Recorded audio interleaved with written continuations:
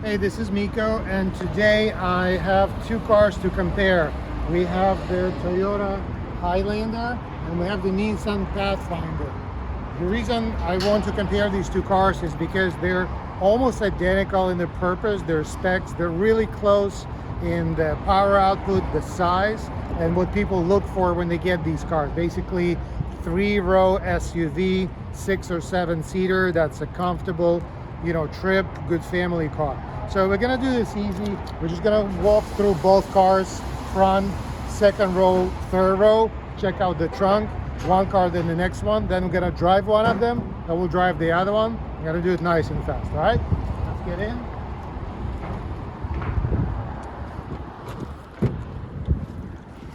Okay, so this is the front seat in the Toyota.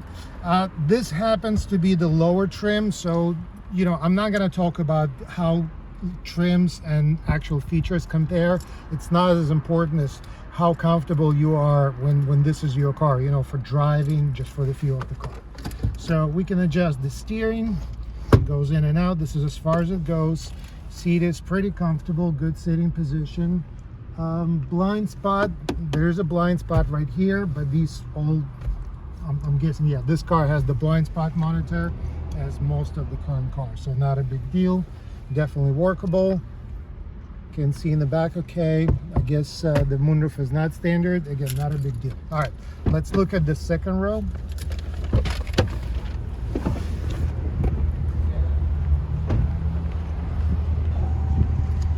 Okay, so here it gets tricky with both cars, and I'll show it to you on the other one as well. Here's why it's tricky. So the seat is split in two pieces, and you can move them separately. So right now, we set this one so there's enough room in the third row. But what happens is when you open the seat to get in the back, you lose that position. So somebody will have to adjust it again. But just wanted to show you, this will be comfortable for me to sit in the back. And this one is all the way back. So you can see the difference in the legroom. That's pretty much all I wanted to show here. Now, getting into the back in the third row. So here, it's pretty easy. You put your hand, release this thing, it slides forward, and I'm stepping into the back. Okay, so I'm in the third row. So this is the tough, you have to know how to lock it so you have enough room left. So I think I figured it out, and right now I have decent room in the back. So I'm in the third row. I have my seat belt. I have a couple of cup holders here. So, for seven people in the car in the third row, I will be fine driving. Doesn't matter how long, it's comfortable. There's enough room for 2 people. Getting out, fairly easy. Slide this one back. And let's look at the trunk.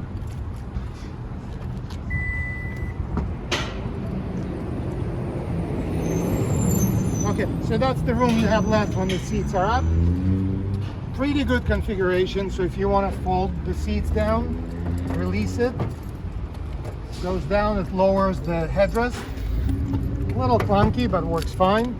And then when I want to raise it back up, there's a strap for easy access. It's stopped in the 90 degrees position, and then I can adjust it like this or can adjust it from the back. So that's the Toyota Highlander. Let's close this one and let's look at the Nissan.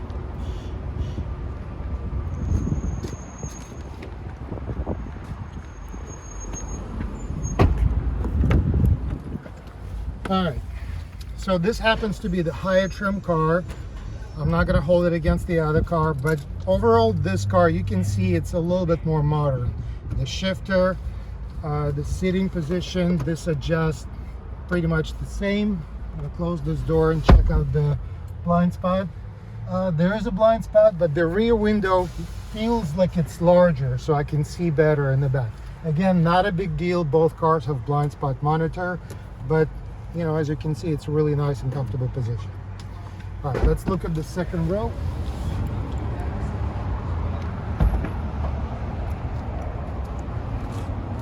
All right, this one happens to be the captain's chair configuration. So this one has only 2 seats in the back, but you can get it with the 3 seats in the back. So again, this is all the way back. This is as much legroom as I can get. And I'm gonna leave it like this will be enough room for somebody to sit in the back.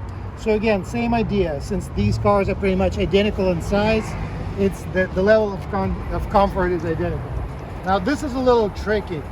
There's no handle right here, but there's a button in the back. But once you find the button, it slides much easier. All right, so I'm getting in the back. I can use this again. Well, that's not for that, but that's it. So right now the seat is locked, and I have nice leg room, so I'm pretty comfortable in the back. Pretty much the same thing. I have the seat belt, I have the cup holders, I have the speakers here, so that's nice. And let's look at the trunk.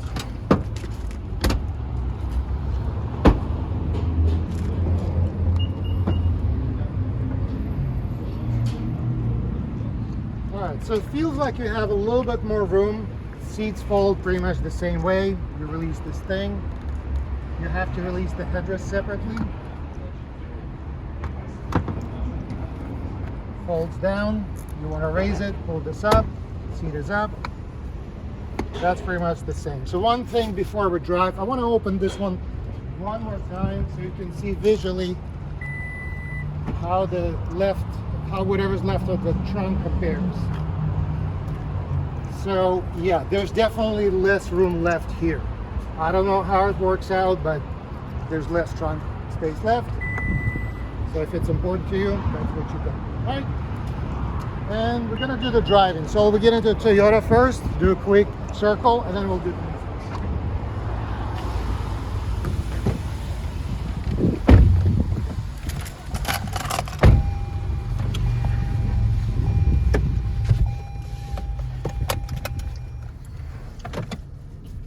okay. Camera, parking sensors, I'm guessing, are there. The Nissan will have standard surround view, but again, that's a feature. It might be available in this one for you to check. Okay, we'll left that one open. It's okay. Okay, so right away, this one feels more solid. Like it doesn't wobble as much. It's a little firmer. I really like the steering on this one. So in terms of handling, no complaints on this car so far. Shifter is like an old school shifter compared to electronic shifter in Nissan. You have the driving modes. There are 3 modes: Eco, Normal, and Sport. Right now we in Normal, and we're gonna try the Sport a little bit just to see what happens. So right now we're in Normal. Brakes are a little squishy. Good acceleration. You can hear the engine. All right, let's throw it in the corner. Takes the corner well. Struggles a little bit, but gets up to 65. All right, let's slow down. Put it in. There we go. Now it's in sport mode. Okay, responds better. There's definitely a good difference in sport. Steering kind of muffled on the higher speed, so it's, I don't know, might be just gotta get used to it. So not really bad. I'm just not used to a car like that. Right. Okay, so we're still in sport mode. I like the steering at the slow speed. At the higher speed, the jury's out. I'm gonna have to drive it more to be able to actually get a solid opinion. Other than that, it's really quiet. Visibility, it's okay. Mirror is okay. Sitting position, not bad. I would want this a little bit higher, but it's not a big deal. All right, so we're still in sport. Let's get around this guy. Yeah, so this feels pretty good. I'm probably killing the gas mileage, but it drives. Go back to normal. And once we get close to that car, I'm gonna hit the brakes. Let's do it right here. Good brakes, very good grabby brakes, no complaints.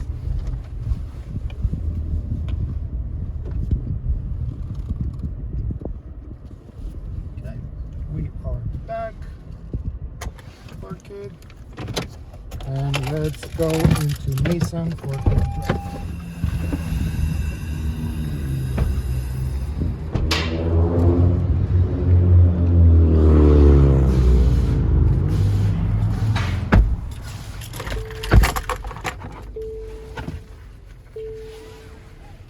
Okay, so right away going from one to the next, this one is, the engine is really quiet. It's in, you know, we're not driving yet, but it's very quiet. So this is what I was talking about. Let's turn off the music. That's the surround view. And this comes more as standard on the Pathfinder.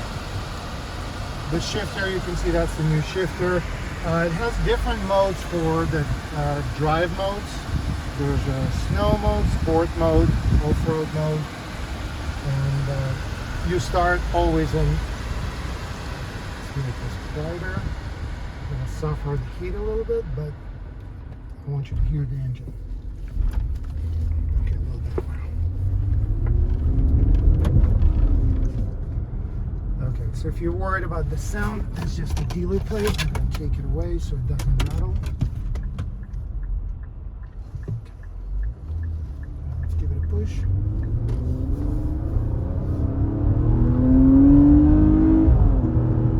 Comfortable acceleration, no complaints at all. Let's slow down, and I'm gonna shift it to, where do I want to shift it? There it goes, sport, there we go.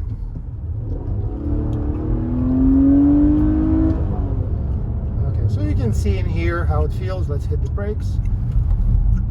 Very good brakes, very smooth. So no complaints on the Toyota, but these one here, I didn't like, just a little bit smoother. Steering, you know, this steering is just like, you don't need to even think about it. It's pretty intuitive. So while there were no complaints about Toyota steering, this one is just as solid.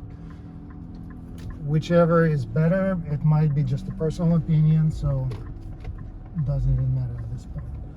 Okay, so we're still in sport mode. And again, I just want to mess with the steering a little bit. It's not a sporty steering, and maybe this car might be a little bit softer than the Toyota, like on the handling, the way it feels, the body roll. So a little bit more of a cruiser, but it's not too soft, driving one after the next. All right, so I'm guessing we got stuck behind the red light, and this should be enough for this drive, and that's it. Thanks for watching.